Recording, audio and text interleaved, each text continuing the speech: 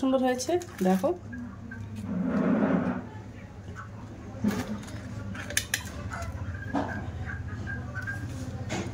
একটু ভেঙে দেখাবো, দেখো কতটা সুন্দর হয়েছে ভিতরটা। আর এই টমেটো কেচাপের সাথে খেতে কিন্তু খুব মজাদার লাগে। হ্যালো বন্ধুরা, তো আমি আজকে আবার অন্যদিনের মতো নতুন একটা রেসিপি নিয়ে এসেছি। আজকের রেসিপি হচ্ছে কাঁচা আলুর স্ন্যাক্স। তো চলো আমি এই রেসিপিটা কিভাবে বানাই তোমরা শেষ পর্যন্ত ভিডিওটা স্কিপ না করে দেখতে থাকো। তো চলো রেসিপিটা শুরু করি। প্রথমে আমি একটা গামলা বাটি নিয়ে নেব। এই স্ন্যাক্সটা বানানোর জন্য আমার ময়দা লাগবে। তো দেখো আমি এই বাটির এক বাটি ময়দা নিয়ে নিয়েছি। এর মধ্যে 200 গ্রাম ময়দা আছে। তো ময়দাটা আমি গামলা বাটির মধ্যে দিয়ে দেব। হাফ চামচেরও কম একটু লবণ দিয়ে দেব। এবার ময়দাটা আমি মেখে নেব। ময়দাটায় কোনো ময়ম দেওয়ার প্রয়োজন নেই, এইভাবেই মেখে নিতে হবে। এবার আমি ওর মধ্যে একটু জল দিয়ে দেব, খুব অল্প করে জল দেব যেন ডোটা না নরম হয়ে যায়, এমনভাবে জলটা দেব।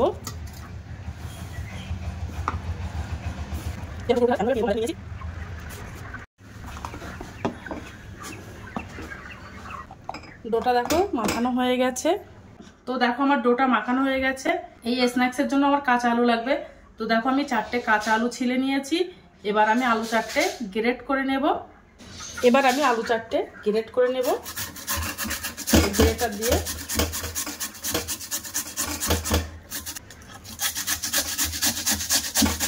দেখো আলুগুলো আমি গ্রেট করে নিয়েছি। এবার আমি পরিষ্কার করে জল দিয়ে ধুয়ে নেব আলুগুলো। দেখো আলুগুলো পরিষ্কার করে জল দিয়ে ধুয়ে নিয়েছি। এবার আলুর থেকে জল ভালো করে নিংড়ে ফেলে দেব।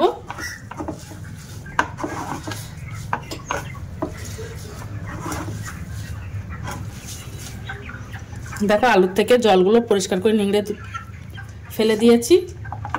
এবার আমি আলুর মধ্যে কুচানো পেঁয়াজ আর কাঁচা লঙ্কা দিয়ে দেব।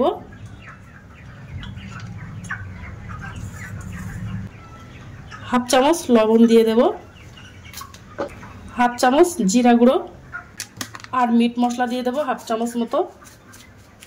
তোমাদের মন পছন্দ মতো তোমরা মশলা ব্যবহার করতে পারো এই আলুর মধ্যে। দিয়ে এবার চটকে বেশ ভালো করে মেখে নেব।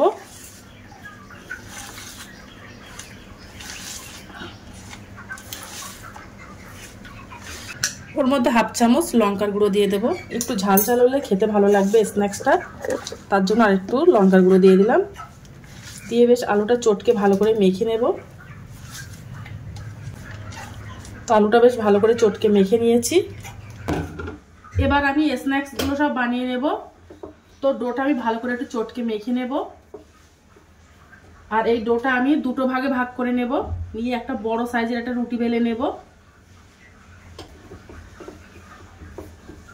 দেখো একটা বড় সাইজের আমি একটা রুটি বেলে নিচ্ছি।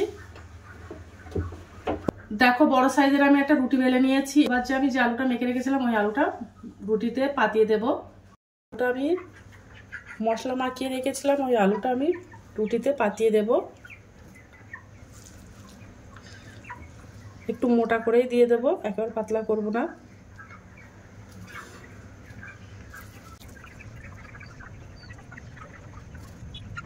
মাছ পজিশনে আমি পাতিয়ে দিলাম। এবার আমি রুটিটা ভাঁজ করে নেব সব সাইড থেকে।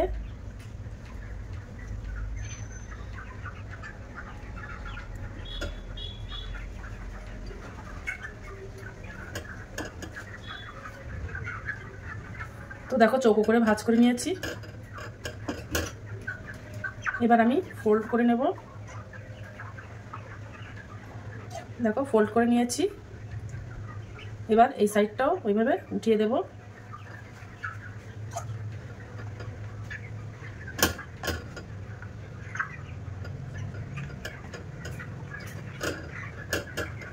দেখেছো ভাঁজ করে নিয়েছি। দেখো আমি একটা উনানে কড়াই দিয়ে দিয়েছি, ওর মধ্যে এক বাটি জল দিয়ে দিয়েছি। এবার আমি এই রুটিগুলো আমি ভাপ দিয়ে নেব। দেখো আমি একটা ছিদ্র থালা নিয়ে নিয়েছি, থালাটা দিয়ে দেব। আর এই দুটো বসিয়ে দেব।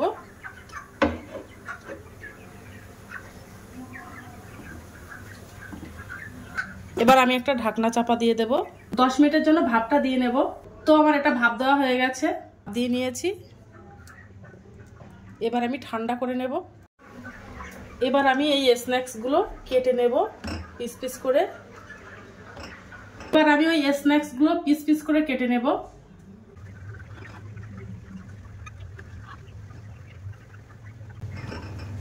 দেখো চৌকো করে কেটে নিয়েছি।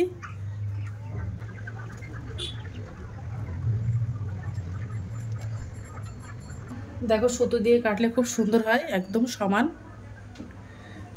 দেখো সব পিস করে কেটে নিয়েছি। এবার আমি একটা ব্যাটার বানিয়ে নেব। 2 চামচ ময়দা আর 1 চামচ কর্নফ্লাওয়ার দিয়ে একটা মিশ্রণ বানিয়ে নেব।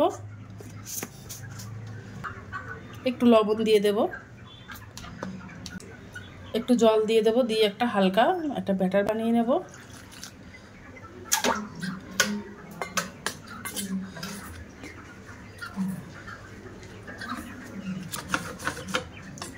দেখো একটা হালকা করে একটা ব্যাটার বানিয়ে নিয়েছি। এবার আমি এই স্ন্যাক্সগুলো ভাজা করে নেব। দেখো উনানে কড়াইতে তেল গরম করতে দিয়েছি। ওই ব্যাটারের মধ্যে আমি একটা স্ন্যাক্স দিয়ে দেব, দিয়ে বেশ ভালো করে চুবিয়ে নেব উল্টে পাল্টে। আর এই ব্যাটারটা বেশ ভালো করে মেখে নেব। নিয়ে এবার তেলের মধ্যে ছেড়ে দেব। কয়েকটা তেলের মধ্যে দিয়ে দেব। এটা আটা দিয়ে বানালে আরও সুন্দর একটা কালার হয়, তো আমি ময়দা দিয়ে বানিয়েছি বলে একটু সাদা সাদা মতো লাগছে।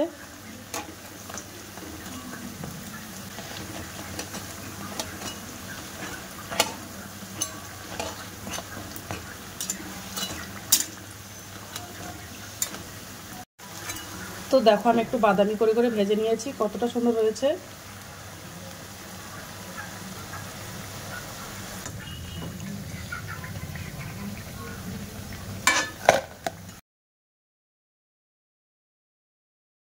এই স্ন্যাক্সটা চায়ের সঙ্গে বা এমনি তোমরা শুধু খেতে পারো, এতটা সুন্দর লাগে এই স্ন্যাক্সটা খেতে। এই স্ন্যাক্সটা দেখতে যেমন সুন্দর, খেতেও কিন্তু অসম্ভব মজাদার। তোমরা এগুলো বাড়িতে ট্রাই করতে পারো। তো আজকের দিনের মতো ভিডিওটা এখানে শেষ করছি। আগামী দিন আবার একটা নতুন ভিডিও নিয়ে চলে আসবো। তো টাটা বাই বাই, সবাই ভালো থাকবে, সুস্থ থাকবে। আগামী দিন আবার একটা নতুন ভিডিও দেখা হবে।